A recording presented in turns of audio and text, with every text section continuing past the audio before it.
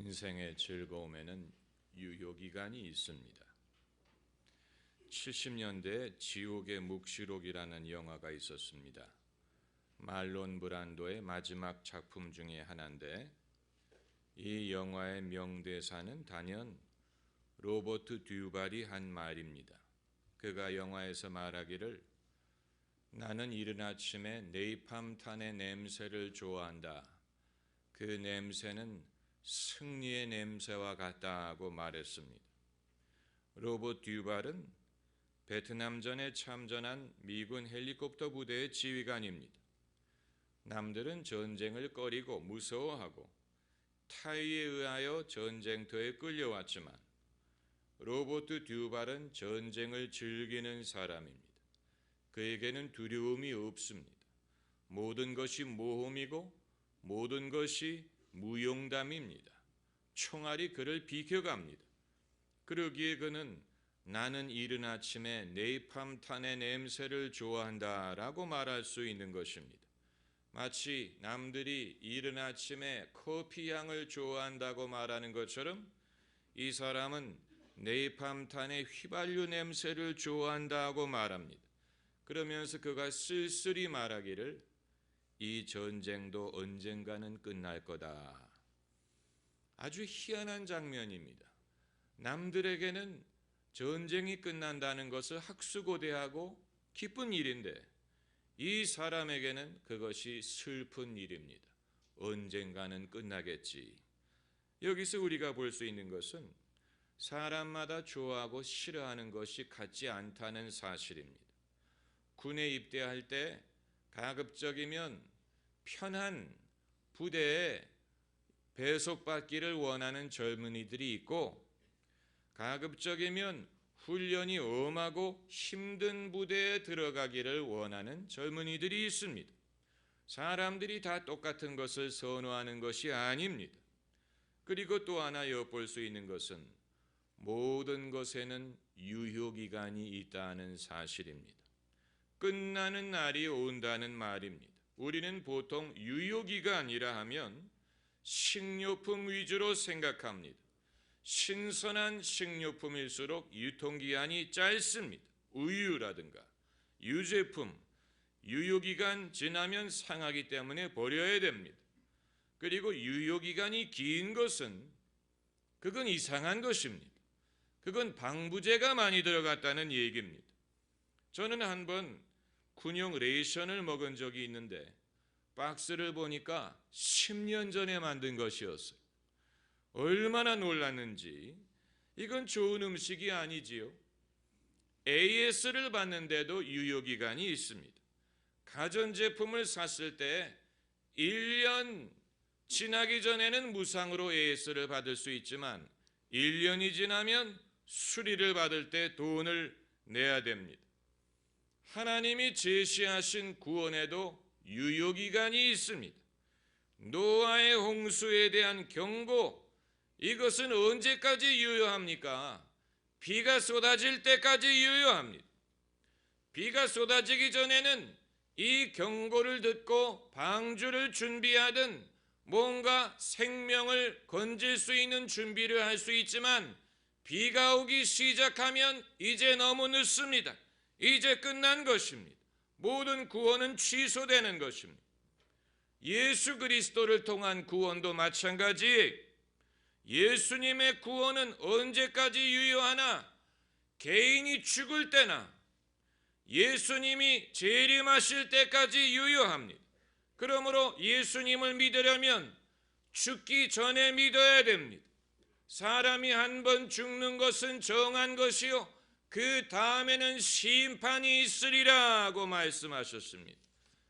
인류에게 제시하신 예수 그리스도의 구원의 은혜도 영원히 유효한 것이 아니고 예수님이 재림하실 때까지만 유효합니다.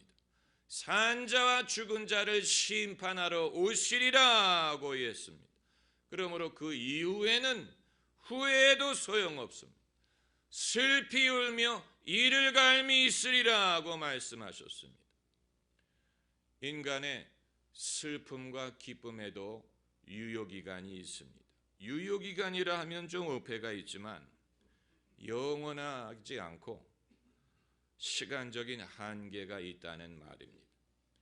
먼저 인간의 즐거움에는 유효기간이 있습니다. 옛말에 이런 말이 있지요. 하루가 즐거우려면 쇼핑을 하고 일주일이 즐거우려면 새 차를 사고 1년이 즐거우려면 결혼을 하라. 이것이 냉소적인 말이냐? 그렇지 않습니다. 이 세상에 영원히 지속되는 즐거움은 없습니다. 가나의 혼인잔치에서 아직 혼인잔치가 끝나지 않고 지속 중인데 무엇이 떨어졌다고 했습니까? 포도주가 떨어졌어요. 아직 잔치가 진행 중인데 벌써 포도주가 떨어졌다는 것은 인간의 즐거움의 수명이 생각보다도 짧다는 것을 보여주는 것입니다. 영원한 것을 원하는 사람은 하나님에게만 찾을 수가 있어요. 시편 16편 11절에 주의 앞에는 기쁨이 충만하고 주의 우편에는 영원한 즐거움이 있나이다.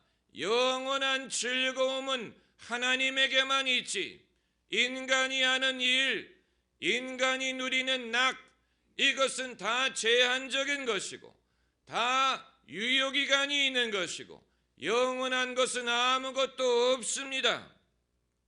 그것을 안타까워할 필요 없습니다.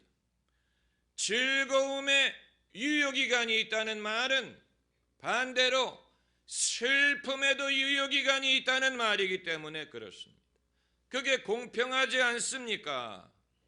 많은 사람들이 인생은 허무하고 금방 지나가 버린다라고 말하지만 그것이 좋은 면도 있는 것입니다. 솔로몬이 쓴 전도서에 헛되고 헛되니 모든 것이 헛되도다. 이것은 왕으로서 인생의 모든 즐거움을 누려본 사람이 하는 말이지만 평범한 사람의 입장에는 천하에 영원한 것이 없다는 것이 차라리 다행이에요. 인생의 괴로움이 영원하지 않다는 사실, 인간의 아픔이 영원하지 않다는 사실, 세상의 가난함이 영원하지 않다는 사실, 몸의 병이 영원하지 않다는 사실이 다행이지요. 괴로움이 유효기간이 있다는 것은 그건 다행입니다. 예로부터 상을 당하면 기한을 정해놓고 슬퍼했습니다. 그 말은 충분히 슬퍼하라는 말도 있지만 그 기간을 넘어서 슬퍼하지 말라는 뜻도 됩니다. 부모님 상을 당하면 3년 상을 치렀습니다. 3년 동안 슬퍼했습니다. 임금이 서거하면 국상 기간을 정해놓고 그 기간 동안에 슬퍼했습니다. 성경에도 모세가 죽었을 때 이스라엘 백성이 30일 동안 애곡했다라는 성경 구절이 있습니다. 슬퍼하지만 슬픔의 한계를 두라 하는 말입니다. 아브라함은 애처가였습니다. 그런데 아내 사라가 먼저 세상을 떠났습니다. 그래서 아브라함이 슬퍼하고 애통했다고 했습니다. 그리고 막벨라 굴을 사서 자기 아내를 거기에 묻었습니다. 그러나 아브라함이 영원히 슬퍼했느냐? 아닙니다. 그는 몇 년 후에 새 장가를 갔습니다. 창세기 25장을 보면 아브라함이 후처를 취하였으니 그 이름은 그두라라. 그두라가 6명의 아들을 낳아 주었습니다. 그 말은 아브라함의 슬픔이라도 영원하지 않더라는 것을 보여주는 것입니다. 다윗이 밧세바를 통해서 낳은 첫 아들이 병이 걸렸죠. 하나님이 그를 데려가셨습니다. 그때 다윗이 금식을 하면서 아주 괴로워하고 그 아기가 죽었을 때 나는 그에게로 가거니와 그는 나에게로 오지 아니하는다. 이것이 자식을 잃은 부모의 심정이 아닙니까? 그러나 다윗이 영원히 슬퍼한 것이 아니고 다윗이 밧세바를 위로하고 밧세바가 다시 아들을 낳아주었는데 그 아들의 이름이 무엇입니까? 솔로몬입니다. 그러니까 솔로몬의 탄생이 보여주는 것은 하나님이 다윗과 밧세바를 용서하셨다라는 사실뿐만이 아니고 다윗의 슬픔이 영원히 지속되지 않고 그의 마음이 위로를 얻었다는 것을 보여주는 것입니다. 할렐루야. 영어의 속담대로 Life goes on. 인생은 지속된다. 얼마나 다행입니까? 슬픈 일을 당했다고 인생이 끝나는 것이 아니고 인생은 지속됩니다. 이처럼 세월이 야기되는 면이 분명히 있습니다. 이것은 신앙이 있는 사람이든 없는 사람이든 모든 사람에게 해당되는 일반적인 진리예요. 그런데 오늘 본문에 예수님의 말씀 중에 세월이 약이라는 일반적인 진리와는 별도로 믿음의 사람이 의도적으로 정해야 될 부분에 대하여 말씀을 하고 있습니다. 오늘 본문은 예수님의 가장 유명한 말씀 중에 하나입니다. 너희가 무엇을 먹을까? 무엇을 마실까? 몸을 위하여 무엇을 입을까? 염려하지 말라. 공중의 새를 보라. 그는 거두어들이지 아니하나 하나님이 새를 먹이시고 들의 백합화를 보라. 그는 길쌈도 하지 아니하나 솔로몬도 그와 같이 입지 못하였느니라. 그러면서 너희가 어찌하여 무엇을 먹을까 염려하느냐? 믿음이 적은 자들아. 그리고 이제 결론적으로 하시는 말씀이 그러므로 내일 일을 위하여 염려하지 말라. 내일 일은 내일 염려할 것이요 한날 괴로움은 그날에 족하니라. 내일은 괴로움이 없으리라는 말이 아닙니다. 내일도 괴로운 일이 있을 것입니다. 그러나 내일이 되면 그것을 감당할 수 있는 은혜를 하나님이 주실 줄 믿어야 됩니다. 미리 염려한다고 도움이 되는 것은 아무것도 없습니다. 내일 일을 염려하지 말아라. 이스라엘 백성이 광야에 40년 사는 동안에 하나님이 매일 만나를 내려주셨습니다. 매일 아침 들에 나가서 만나를 거두어 들어서 그것이 그날에 먹을 양식이 되었습니다. 그런데 만일 백성 중에 내일 목까지 거두어 드려야 되겠다라고 만나를 여분을 거두어 드리면 벌레가 먹어서 쓰지 못하게 되었습니다. 왜 그날에 먹을 양식만을 거두어 드리게 하셨느냐?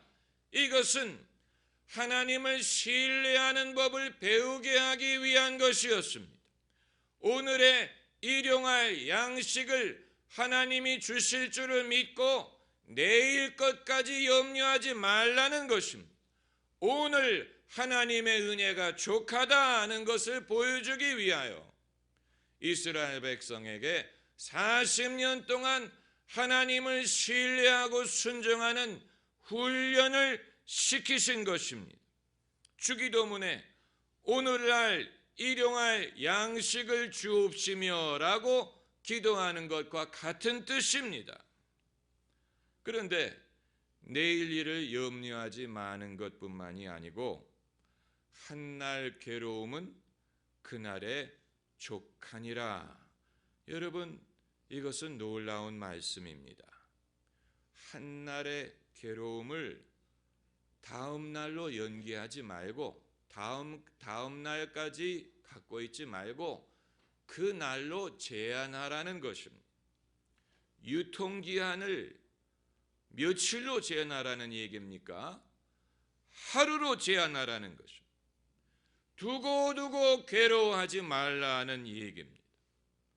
아마 여러분 중에는 그것이 그 말씀을 정확하게 해석한 거 맞습니까? 이렇게 물어보는 분이 계실지 모르겠는데 맞습니다. 에베소서 4장 26절에도 분을 내어도 죄를 짓지 말며 해가 지도록 분을 품지 말라. 그 말은 사람이 분을 품는 것 자체가 죄는 아니에요.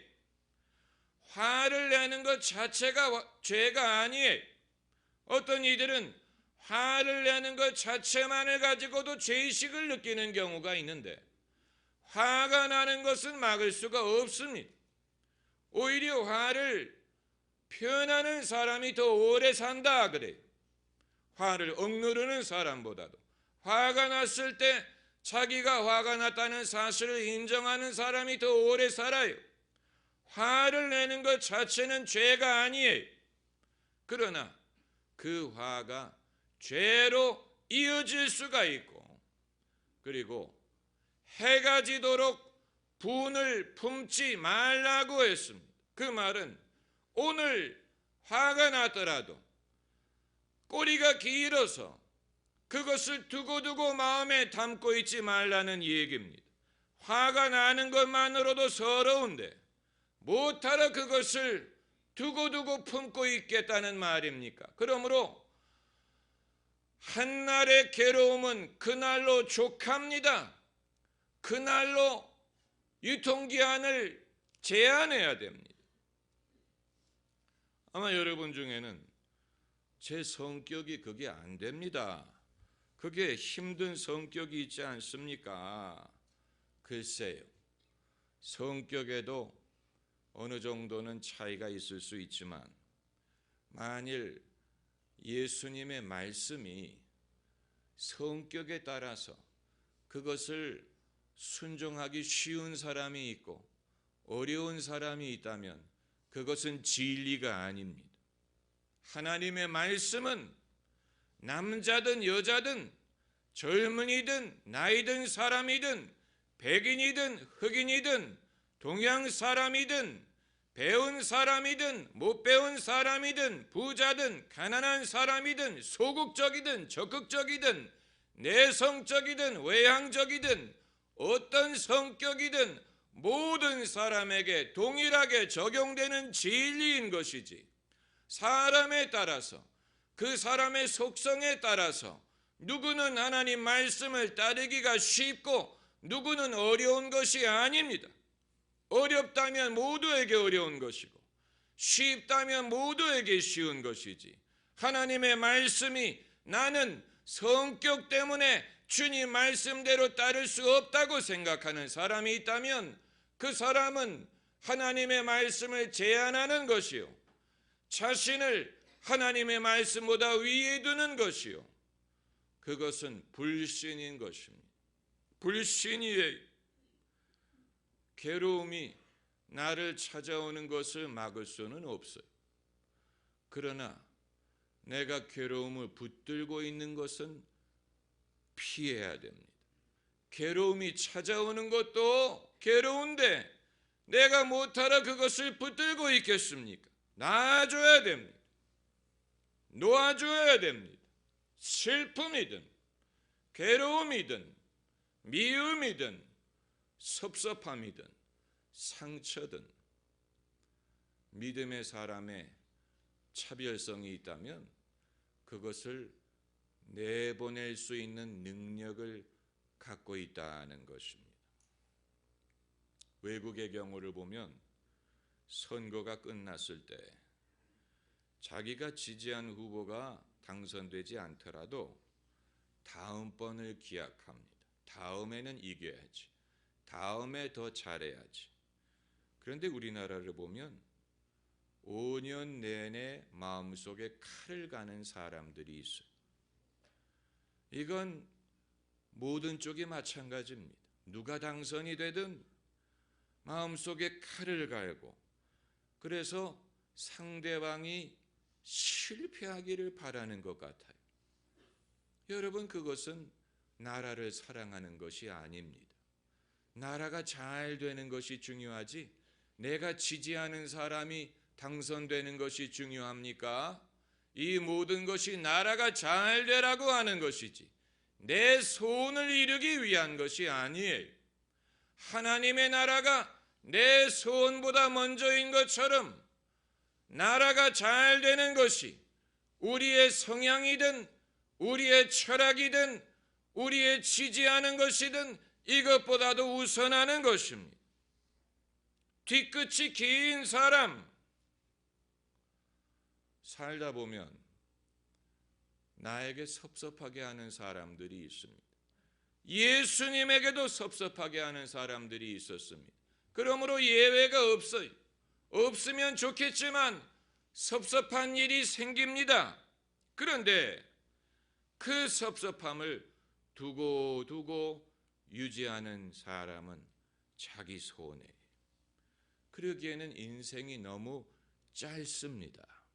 그럼 어떻게 하라는 얘기냐? 용서하고 잊어버려야 됩니다. 원수 갚는 일이 누구에게 있다고 했습니까? 하나님에게 있습니다. 원수 갚는 일이 내게 있다고 말씀하셨기 때문에 하나님이 갚아주실 줄을 믿어야 됩니다.